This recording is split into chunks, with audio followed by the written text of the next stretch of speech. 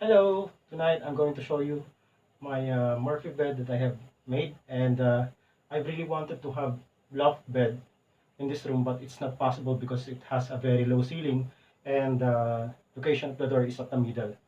So let's see what's inside this loft bed. So I have the lock here on top just to be sure that it won't fall down now, and then this can also serve as shelves. I can put my figurines here.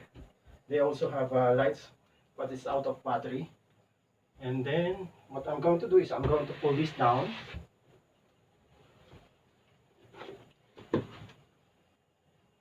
And there you go. I already have my bed. I don't have the 6-inch foam yet. It's quite expensive, so I just used my old foam, Uratex foam, 4-inch Uratex foam. So this is where I put my pillow. This is my pillow, and then I put it there, and then, ta-da! I'm ready to sleep. Bye bye.